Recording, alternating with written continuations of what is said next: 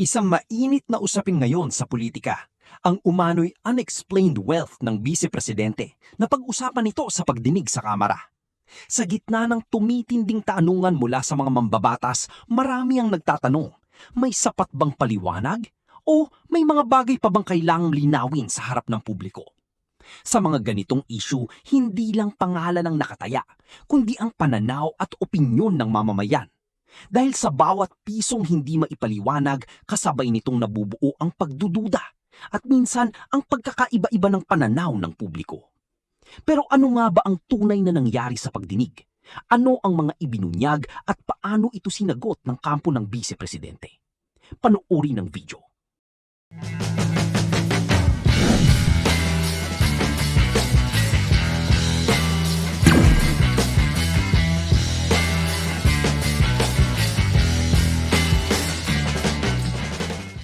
Umabot sa mahigit 6 na bilyong piso ang mga transaksyong dumaan sa bank account ni Vice President Sara Duterte at kanyang mister na itinuturing na kaduda-duda o kaya na may masyadong malaki dahil lagpas kalahating milyong piso. Ayon mismo yan sa ulat ng Anti-Money Laundering Council.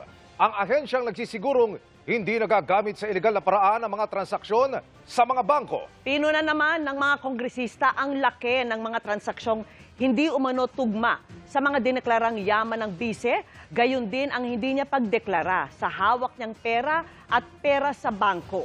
Nakatutok live si Tina Pangilinan Jerez. Tina! Mel Emil Vicky, sa umano'y unexplained wealth ni Vice President Sara Duterte, tumutok ang hearing ng House Committee on Justice ngayong araw. Pangunahing sinuri ng komite ang mga SALE ng bise at ang mga transaksyon sa bangko na tinatawag na covered o yung may halagang 500,000 pesos, pati na suspicious transactions. First of all, let me state on record that Sa ulat ng Anti-Money Laundering Council o AMLAC sa House Committee on Justice, lumalabas na may 630 suspicious at covered transactions sa bank accounts ni Vice President Sara Duterte at kanyang asawang si Atty. Manasseh Carpio mula 2005 hanggang 2026. Umaabot ito ng kabuuang halaga na 6.77 billion pesos, mahigit 3.7 billion sa mga account ni Duterte at halos 3 billion naman sa account ni Carpio.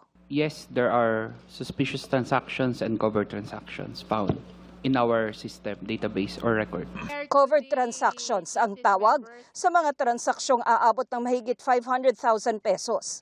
Suspicious transactions naman ang tawag sa anumang halaga ng transaksyon na may dahilan para pagdudahan, tulad halimbawa ng kawalan ng pagkakakilanlan ng kliyente, hindi tugma sa financial capacity ng kliyente ang transaksyon o pagkakaugnay sa iligal na aktibidad. Attorney, to be clear, did you only initiate these reports because of this impeachment?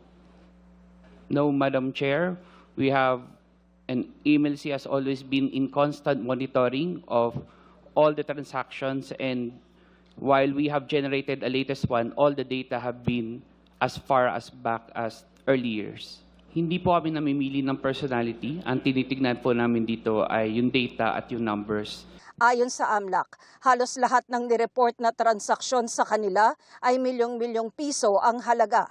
Pero puna ng isang miyembro ng House Committee on Justice, hindi nagtutugma sa SALE ni Duterte ang mga transaksyong dumaan sa kanyang bank accounts.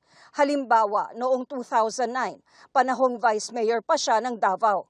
Nagdeklara noon ng mahigit 18 million pesos na net worth si Duterte. Pero ang flag transactions na dumaan sa kanyang bank accounts umabot ng halos 705 million pesos.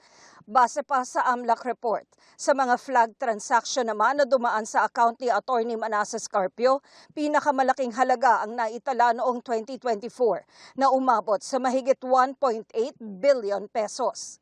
Nakasaad din sa AMLAC report, mula August 2024 hanggang January 2026, naging subject si Duterte ng 27 confidential reports na nagsasaad ng kadudadudang aktibidad, kabilang ang drug trafficking, graft and corrupt practices, at malversation of public funds. Kaugnay yan sa mga lumabas sa House Quad Committee hearings at sa impeachment complaints na inihain laban sa bise.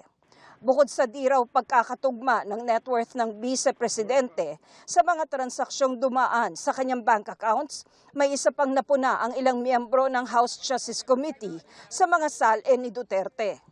Mula 2019 hanggang 2024, walang iniulat si Vice President Sara Duterte na cash on hand and in bank sa kanyang salin. Pero may iniulat sa AMLAC o Anti-Money Laundering Council na covered at suspicious transactions sa mga bank account ng bise sa mga taong iyon.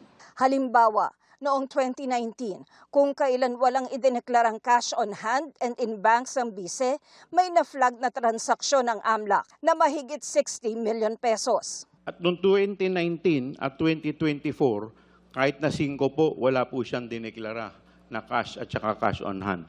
Tama po ba?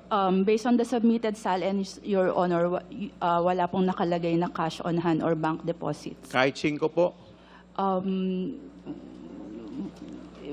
Wala pong nakalagay, Your Honor. Wow.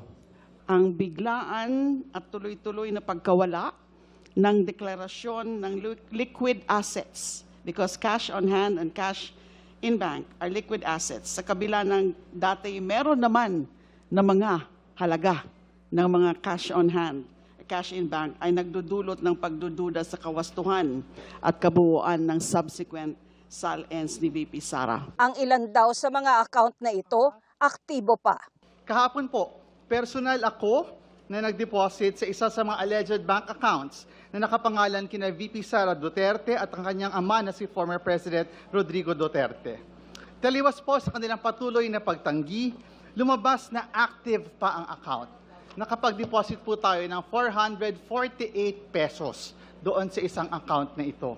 Pero si Congressman Paulo Marcoleta, kunestyon ng pagpapasabpina sa mga naturang SALN. Let me state on record that the SALNs discussed were not attached in the original complaints. Hindi po sila kasama sa original complaints.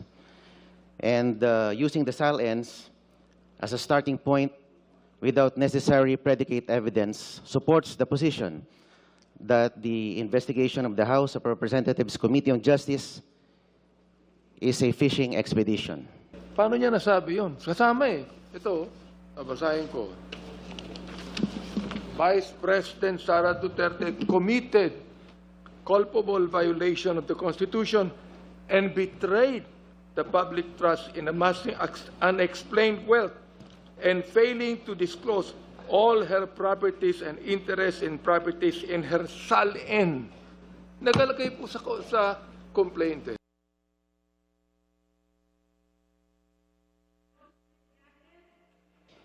Pinuna rin ng isang miyembro ng House Committee on Justice kung hindi raw ba lumalabag sa bank secrecy law ang pagtalakay ng komite sa bank transactions ng bise at kanyang asawa. I'm concerned with where we are going right now. We will now be discussing from the statements of the AMLAC representative bank accounts. And I'm worried that the discussion might lead somewhere na pinagbabawal ng bank secrecy law. For the record, the coverage of bank secrecy law and for the guidance of the members are bank officials and employees and bank records. And the chair is of the opinion that the subject matter of our subpoena is apparently not covered by the protection of the bank secrecy law. We cannot use the bank secrecy law as a shield to allow public officials to hide behind. Klarong-klaro po ang pinag-uusapan natin sa isang impeachment case ay pananagutan at kailangan maging transparent ang lahat ng mga public officials. Humingi rin ng paglilinaw ang iba pang mababatas sa mga sinabi ng AMLAC. So, ganun yon. So, basta labas-pasok, nag-a-add to. So, it doesn't mean na pagka sinabi natin may 3.9, billion, does it mean na merong 3.9 billion sa loob ng account? Hindi ko po, kung based lang po sa records, hindi ko pa po masabi. Pero maaaring ganon. Theoretically, posible po yung sinasabi. Pag suspicious yung transaction, ibig bang sabihin na ito ay illegal na or unlawful na? para kasing ganun lumalabas. Pag ito'y tinag na suspicious, agad-agad itong piniprejudge na as if it's an illegal or unlawful transaction. I want to be clarified on that, Madam Chair. That Thank is you. a manifestation which does not require any answer.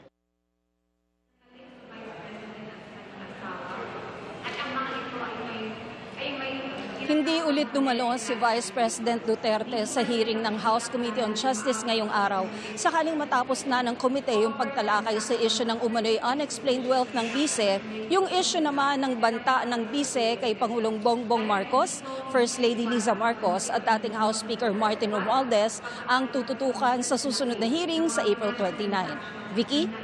Maraming salamat sa iyo, Tina Panganiban Perez.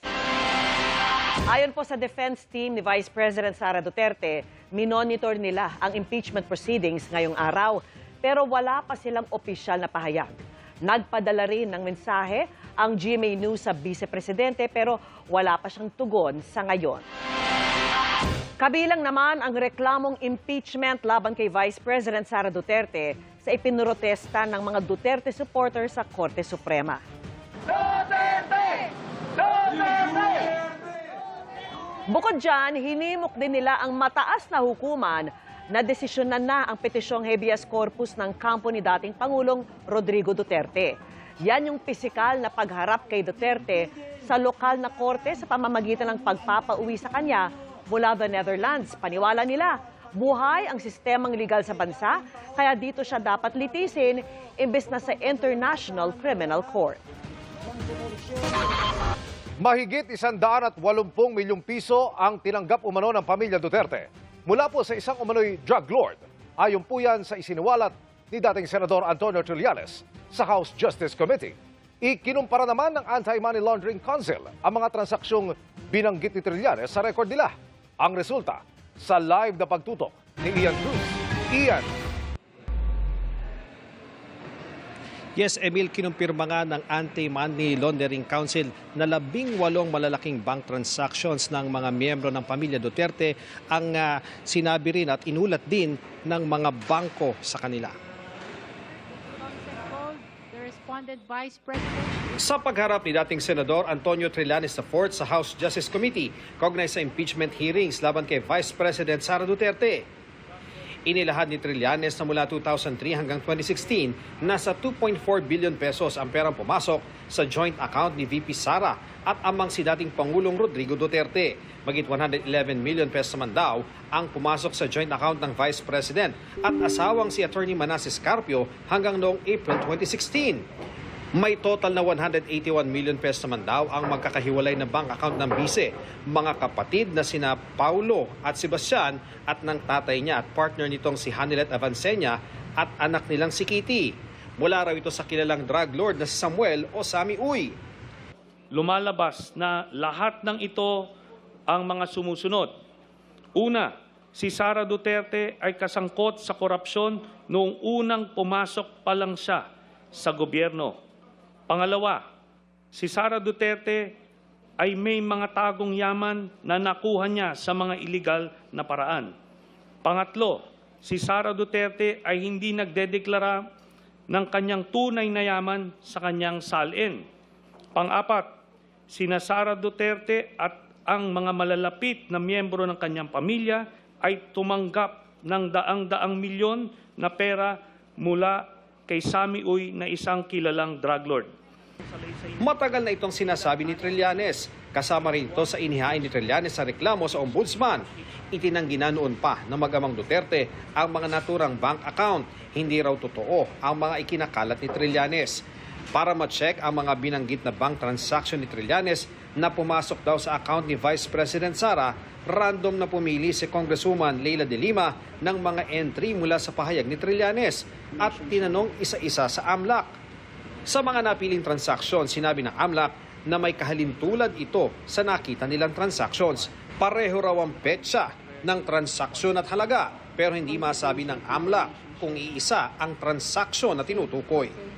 We confirm that for all the dates and amounts mentioned, there are similar transactions existing in the AMLC report. So Based on for our the report record, 18 out of 18 transactions randomly selected from the annexes of Sinumpang Salaysay of Honorable Trillanes were confirmed by the AMLC, at least to the extent that similar transactions appear in their report. That is for the record. Emil, patuloy pa rin nating sinisikat na makuha ang panig ni Vice President Sara Duterte at ng kanyang pamilya ukol nga sa sinabi ng dating senador, pati na yung ginawang kumpirmasyon ng AMLAC sa ilan nilang bank transactions. Yan ang latest mula dito sa Batasang Pambansa. Balik sa iyo, Emil. Maraming salamat, Ian Cruz.